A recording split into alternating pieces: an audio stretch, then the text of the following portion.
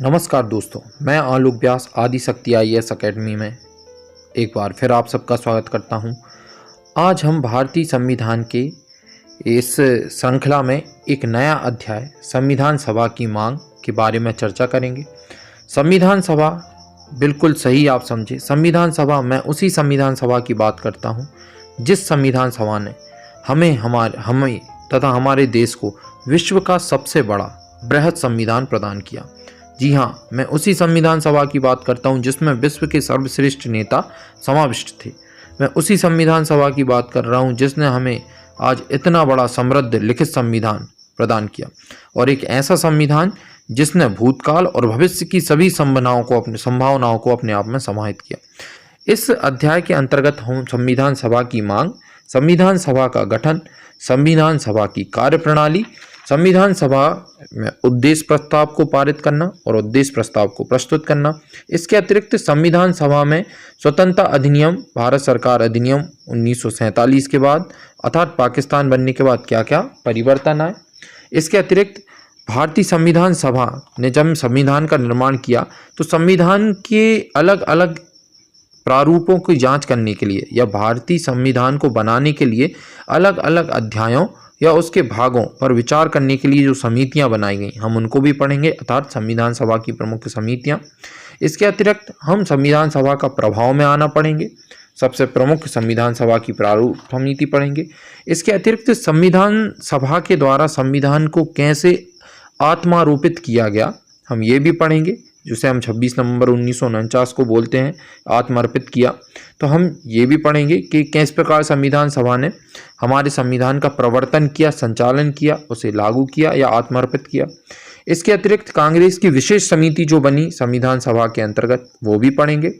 इसके अतिरिक्त IAS और MPPSC मेंस के क्वेश्चन, इसके अतिरिक्त नया जो सिलेबस आया है MPSI का, उसमें भी दिया गया है। तो संविधान सभा की आलोचना के बारे में पढ़ेंगे, अतिरिक्त आवश्यक तत्व पढ़ेंगे, भारत के संविधान का जो निर्माण इंग्लिश में किया गया था, धारा प्रवाह इटालियन भाषा में जो भारतीय संविधान का निर्माण किया गया था, उसे भारत देश की हिंदी भाषा में भी लिखा गया है।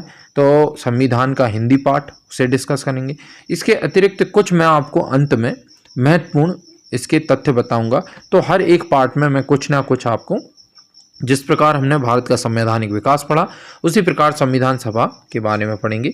तो आज इस प्रथम भाग में या संविधान सभा के पार्ट 1 में आज हम संविधान सभा की मांग पढ़ेंगे। तो इसे हम इस प्रकार प्रारंभ कर सकते हैं। तो देखिए, थोड़ा सा आप इसका हिस्टोरिकल बैकग्राउंड देखें तो संविधान सभा का मतलब है कि किसी देश के लिए जो संविधान बनेगा उसको निर्मित करने वाली सभा संविधान सभा कहलाई।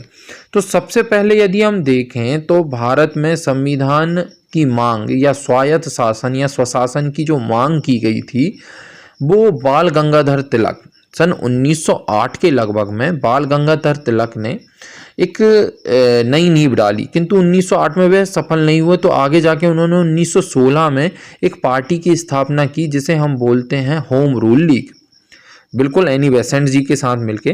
तो होम रूल लीग या स्वशासन जो पार्टी थी, उस स्वशासन पार्टी या होम रूल लीग के तहत ही जो बाल गंगाधर तिलक, जिन्हें हम लोकमान्य तिलक कहते हैं, उन्होंने ये मांग रखी थी ब्रिटिशर्स के सामने कि भारत का जो शासन रहेगा वह भारतीयों के द्वारा ही अधिनियमित किया जाए और ब्रिटिश शासन के अधीन जो है भारत को एक स्वतंत्र डोमिनियन प्रणाली बनाया जाए। तो इस प्रकार हम कह सकते हैं कि सबसे पहले 1916 में होम रूल लीग के संस्थापक बाल गंगाधर तिलक ने भी हमारे संविधान के निर्माण के लिए संविधान सभा की मांग रखी। इसके पश्चात हम देखते हैं कि संविधान सभा के गठन की बात एक बार और उठती है, और यह बात आपकी उठती है कब? तो यहाँ पे ये स्वराज पार्टी के द्वारा भी ये बात उठाई जाती है। बिल्कुल, मैं हमारे प्रथम प्रधानमंत्री जवाहरलाल नेहरू के श्री सम्माननीय पिता मोतीलाल नेहरू के बारे में बात कर रहा हूँ। वहीं मोतीलाल नेहरू जिन्होंने चित्तरंजन दास जी के साथ मिलकर सन 1923 में सर्वप्रथम स्वराज पार्टी की स्थापना की।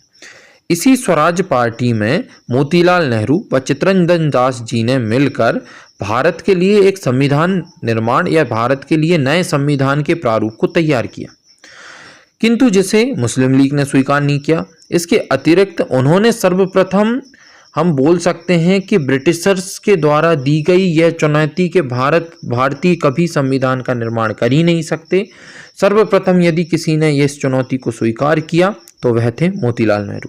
तो याद रखिएगा कि ब्रिटिशर्स के द्वारा भारतीयों को जब यह चुनौती दी गई कि भारतीय स्वयं अपना संविधान निर्माण नहीं कर सकते, ये असभ्य हैं, अशिक्षित हैं, तब मोतीलाल नेहरू ने स्वराज पार्टी के जो संस्थापक थे उन्होंने इस चीज़ पर प्रण लिया या इस चुनौती को स्वीकार किया और उन्होंने उस चुनौती को करके दिखाया। उन्होंने भारतीय संविधान का एक प्रारूप भी उस समय तैयार करके रखा, किंतु मुस्लिम लीग ने उसे नहीं मानी।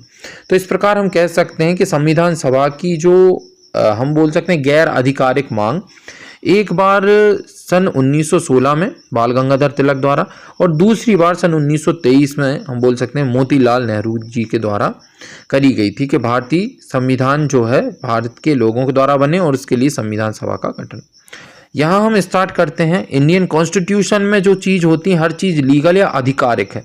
तो आधिकारिक रूप से सबसे पहले भारतीय संविधान सभा की भारत के संविधान निर्माण के लिए संविधान सभा की जो मांग की वो सन 1934 में पहली बार एम.एन. रॉय के द्वारा की गई। यहाँ एम.एन. रॉय जो थे वो भारत में वामपंथी आंदोलन के प्रखर नेता थे और इन्होंने सबसे पहले 1934 में पहली बार क्या रखा, भारत में संविधान सभा के गठन का विचार। किंतु इनके द्वारा रखा गया किंतु एम.एन. रॉय के द्वारा भारतीय संविधान सभा के गठन का जो विचार दिया गया वह आधिकारिक नहीं था, क्योंकि यह एक वामपंथी नेता थे और ये कुछ समय के लिए भारत से बाहर भी चले गए थे, किंतु ये बहुत ज़्यादा वेल एजुकेटेड थे। किंतु इनके प्रस्ताव को उस समय कांग्रेस ने किसी प्रकार की सपोर्ट नहीं की। तो आप यदि याद रखें एग्जाम के पॉइंट ऑफ व्यू से यदि आपको याद रखना है तो यह याद रखें कि भारत में संविधान सभा के गठन का विचार सन 1934 में पहली बार एम.एन. रॉय ने रखा। रॉय भारत के वामपंथी आंदोलन के प्रखर नेता थे। सेकंड आप देखें तो 1935 का जो भारत शासन अधिनियम बना उस समय सन 1935 में भारतीय राष्ट्रीय कांग्रेस ने पहली बार भारत के संविधान के निर्माण के लिए आधिकारिक रूप से संविधान सभा के गठन की मांग की। तो यहाँ पे एक बड़ा क्वेश्चन निकलता है कि सबसे पहले भारत में संविधान सभा के गठन की मांग किसने की, तो 1934 में एम.एन. रॉय, और सबसे पहले संविधान सभा की गठन की आधिकारिक मांग किसने की। ये आधिकारिक शब्द सब कुछ बदल देगा। तो याद रखिए 1935 में भारतीय राष्ट्रीय कांग्रेस ने पहली बार भारत के संविधान के निर्माण के लिए आधिकारिक रूप से संविधान सभा के गठन की मांग की। तो भारत के संविधान के निर्माण के लिए आधिकारिक रूप से संविधान सभा के गठन की मांग सबसे पहले 1935 में INC इंडियन नेशनल कांग्रेस के द्वारा की गई। आगे देखें सन 1938 में भारतीय राष्ट्रीय कांग्रेस की ओर से पंडित जवाहरलाल नेहरू ने यह घोषणा की कि स्वतंत्र भारत के संविधान का निर्माण जो है वयस्क मताधिकार प्रणाली के आधार पर चुनी गई संविधान सभा द्वारा किया जाएगा और इसमें किसी भी प्रकार का विदेशी हस्तक्षेप हम बर्दाश्त नहीं करेंगे। तो याद रखिएगा यह चीज़ 1938 में हमारे प्रथम प्रधानमंत्री जवाहरलाल नेहरू के द्वारा प्रस्तुत की गई कि भारत का जो संविधान बनेगा वो भारतीयों के द्वारा चुनी गई संविधान सभा या भारतीयों के द्वारा निर्मित संविधान सभा के द्वारा ही किया जाएगा। इसमें किसी भी बाहरी हस्तक्षेप को बर्दाश्त नहीं किया जाएगा। तो ये एक बहुत अच्छी पहल की यहाँ पे। तो याद रखिएगा 1938 में भारतीय राष्ट्रीय कांग्रेस की ओर से पंडित जवाहरलाल नेहरू ने यह घोषणा की कि स्वतंत्र भारत के संविधान का निर्माण किस अधिकार पे, तो स्वतंत्र भारत के संविधान का निर्माण वयस्क मताधिकार के आधार पर चुनी गई संविधान सभा द्वारा किया जाएगा और इसमें कोई बाहरी हस्तक्षेप नहीं होगा। आगे देखें सन 1939। तो सन 1939 में एक प्रस्ताव पारित करके भारतीय राष्ट्रीय कांग्रेस द्वारा इस विचार का समर्थन किया गया और इसे दोहराया गया। किस विचार का समर्थन किया गया, तो 1938 में जो पंडित जवाहरलाल नेहरू ने यह विचार दिया या यह घोषणा की कि स्वतंत्र भारत के संविधान का निर्माण वयस्क मताधिकार के आधार पर चुनी गई संविधान सभा द्वारा किया जाएगा और इसमें किसी भी बाहरी हस्तक्षेप को बर्दाश्त नहीं किया जाएगा। बस इसी प्रस्ताव को सन 1939 में कांग्रेस के द्वारा समर्थन दिया गया और इसे दोहराया गया। तो यहाँ मैं थोड़ा सा आपको एक विशेष चीज़ बताना चाहूँगा एमपीपीएससी और एमपीएसआई के विद्यार्थियों को कि ये आपके मध्य प्रदेश से जुड़ा हुआ है।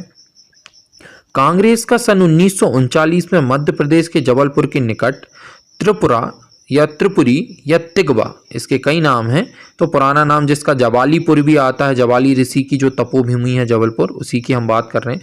तो याद रखिएगा सन 1939 में कांग्रेस का जो एकमात्र अधिवेशन मध्य प्रदेश में हुआ है वह जबलपुर के निकट त्रिपुरी में हुआ था। इस त्रिपुरी अधिवेशन में ही क्या हुआ था, इस त्रिपुरी अधिवेशन में ही सन 1939 में जवाहरलाल नेहरू के द्वारा 1938 में जो घोषणा की गई थी उसे समर्थन दिया गया था और उसे दोहराया गया। इसके अतिरिक्त सन 1939 में जो भारतीय राष्ट्रीय कांग्रेस का अधिवेशन त्रिपुरी में हुआ उसमें अध्यक्ष जो है नेताजी सुभाष चंद्र बोस को चुना गया था, किंतु महात्मा गांधी के आंतरिक मतभेद के कारण सुभाष चंद्र बोस जी ने अपने अध्यक्ष का पद त्याग दिया तथा सुभाष चंद्र जी के स्थान पे दूसरे नेताओं को यहाँ पे अध्यक्ष बनाया गया। तो इसे हम आगे पढ़ेंगे। तो अभी आप पुनः संविधान सभा की मांग पर वापस आएं। तो यहाँ पे देखें सन 1939 में क्या किया गया, इस प्रस्ताव को त्रिपुरी अधिवेशन में दोहराया गया।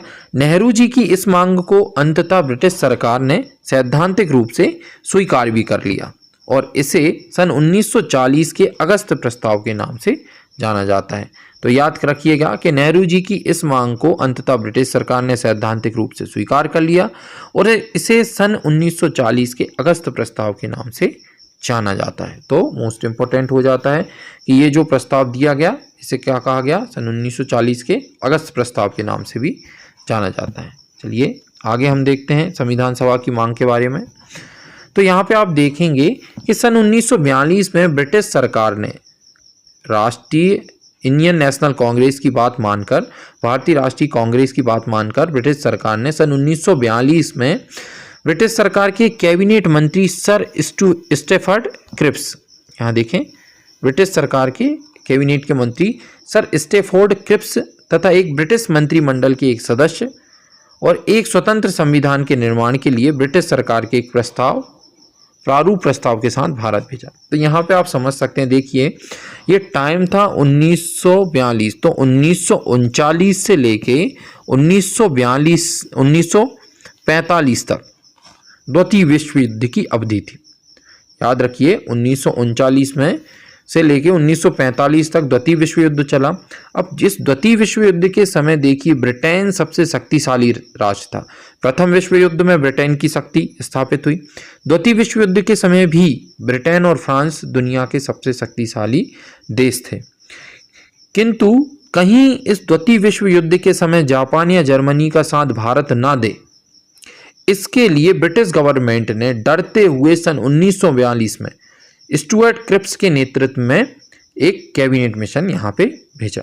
यहाँ पे उसे कैबिनेट मिशन आप ना कहें, हो सकता है आप थोड़ा सा कंफ्यूज हो, तो उसे याद रखिएगा कैबिनेट मंत्री सर स्टुअर्ट क्रिप्स के नेतृत्व में एक ब्रिटिश सरकार ने एक प्रारूप प्रस्ताव के साथ उन्हें भारत भेज दिया, जिसे क्रिप्स प्रस्ताव भी कहा जाता है। नॉर्मली अमूमन इसे क्रिप्स प्रस्ताव भी कहते हैं। तो याद रखिए सन 1942 में ब्रिटिश सरकार के कैबिनेट मंत्री सर स्टैफर्ड क्रिप्स के नेतृत्व में ब्रिटिश सरकार ने भारतीय संविधान का या भारतीय संविधान सभा का एक प्रारूप प्रस्ताव भारत भेजा, किंतु स्टैफर्ड क्रिप्स की इस योजना को भारतीय राष्ट्रीय कांग्रेस, महात्मा गांधी तथा जो मुस्लिम लीग है उसने स्वीकार नहीं किया।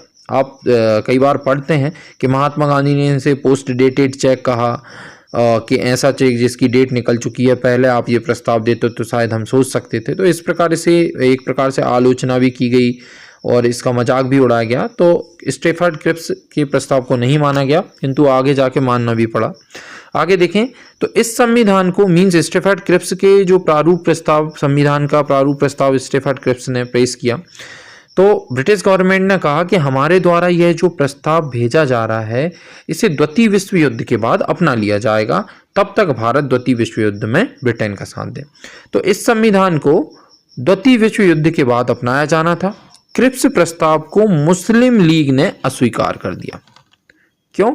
क्योंकि मुस्लिम लीग की यह मांग थी कि भारत को दो स्वायत्त हिस्सों में बांट दिया जाए जिनकी अपनी अपनी संविधान सभाएं हो, जैसे भारत और पाकिस्तान। तो अंततः हम देखते हैं कि ब्रिटिश सरकार द्वारा भारत में आगे जाके कैबिनेट मिशन जो है 1946 में भेजा जाता है 4 साल बाद।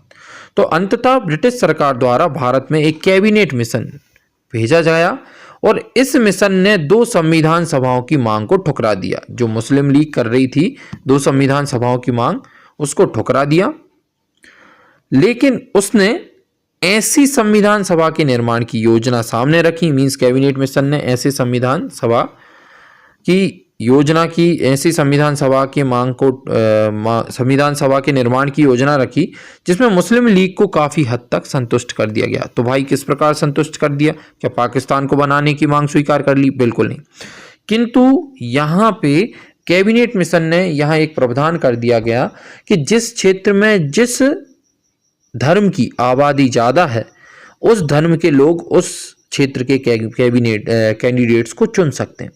मसलन मतलब ये है कि जिन एरियो में मुस्लिम आबादी ज़्यादा थी उस क्षेत्र के लोग अपना मुस्लिम प्रतिनिधि चुन सकते थे। किंतु यहाँ पे कैबिनेट मिशन ने एक बात स्पष्ट कर दी थी कि भाई ये आवश्यक नहीं है कि मुस्लिम सदस्य जो मुस्लिम आबादी चुनेगी वह मुस्लिम लीग का ही हो सकता है कि कोई कांग्रेस का मुस्लिम कार्यकर्ता भी उस क्षेत्र से खड़ा हो और मुस्लिम आबादी जो है उस कांग्रेस के मुस्लिम कार्यकर्ता को जिता दे। तो इस प्रकार हम कह सकते हैं कि एक प्रकार से मुस्लिम लीग को संतुष्ट भी कर दिया गया और उनकी बात भी नहीं मानी। तो अंततः ब्रिटिश सरकार द्वारा भारत में एक कैबिनेट मिशन भेजा गया। इस मिशन ने 2 संविधान सभाओं की मांग को तो ठुकरा दिया मुस्लिम लीग की, किंतु इसने एक ऐसी संविधान सभा के निर्माण की योजना सामने रखी जिसने मुस्लिम लीग को काफ़ी हद तक संतुष्ट कर दिया। किंतु मैंने बताया कि क्या कंपल्सन रख दिया, यह आवश्यक नहीं था कि मुस्लिम जो सदस्य खड़े होंगे वो केवल मुस्लिम लीग से ही खड़े हों। हो सकता है कांग्रेस के मुस्लिम कार्यकर्ता भी उन मुस्लिम बहुल क्षेत्रों से खड़े हो जाएं और ऐसा ही हुआ। आगे जाके जब कांग्रेस कार्यकर्ताओं ने अपने मुस्लिम कैंडिडेट्स को मुस्लिम बहुल क्षेत्रों में इलेक्शन लड़ाया या उन्होंने उन्हें अपना निर्वाचन दिया या उन्होंने वहाँ से चुनाव लड़ा, तो कांग्रेस के जो मुस्लिम कैंडिडेट थे उन्होंने सभी मुस्लिम लीग के कैंडिडेट्स को हरा दिया और उन मुस्लिम बहुल क्षेत्रों से कांग्रेस ने भी सीटें हासिल की, जिसके कारण आगे जाके मुस्लिम लीग ने कठोर कार्रवाई, प्रत्यक्ष कार्रवाई या संविधान सभा को ठुकरा दिया। तो आगे हम देखते हैं कैबिनेट मिशन के बारे में। तो यहाँ पे आप देखेंगे कि कैबिनेट मिशन में कुल 3 सदस्य आए। इस बार क्या हुआ कि स्टैफर्ड क्रिप्स जो क्रिप्स प्रस्ताव लेके आए थे, उन्होंने कहा कि अब मैं वापस नहीं जाऊंगा। किंतु ब्रिटिश सरकार और ब्रिटिश कैबिनेट के दबाव के कारण कैबिनेट मिशन बनाया गया और इस बार स्टैफर्ड क्रिप्स अकेले नहीं आए, उनके साथ विधि के ज्ञाता भी आए, जो एक हम बोल सकते हैं कि जज थे, एक प्रशासनिक अधिकारी भी आए और एक खुद कैबिनेट मंत्री स्टैफर्ड क्रिप्स आए। तो यहाँ कैबिनेट मिशन 3 सदस्यीय कैबिनेट मिशन था। क्वेश्चन आता है कैबिनेट मिशन में कितने सदस्य थे? खास 3 सदस्य थे, जिसमें Lord Pethick Lawrence, Sir Stafford Cripps और एवी अलेक्जेंडर थे। लॉर्ड पैथिक लॉरेंस जो थे एक जज थे, सर स्टैफर्ड क्रिप्स एक कैबिनेट मंत्री थे, पॉलिटिशियन, और एवी अलेक्जेंडर एक प्रशासनिक अधिकारी। तो इस प्रकार हम कह सकते हैं कि 24 मार्च 1946 को संविधान सभा के निर्माण के प्रारूप को लेके कैबिनेट मिशन भारत आए। तो 24 मार्च 1946 को कैबिनेट मिशन भारत पहुंचा और इसने अपनी योजना को 16 मई 1946 को प्रकाशित किया। ये दोनों ही क्वेश्चन आए हुए हैं कि कैबिनेट मिशन भारत कब पहुंचा। तो कैबिनेट मिशन 24 मार्च 1946 को भारत पहुंचा और इसने अपनी योजना 16 मई 1946 को पेश की और इसने अपनी योजना 16 मई 1946 को प्रकाशित की। और कौन कौन थे? तो Lord Pethick Lawrence, Sir Stafford Cripps और एवी अलेक्जेंडर।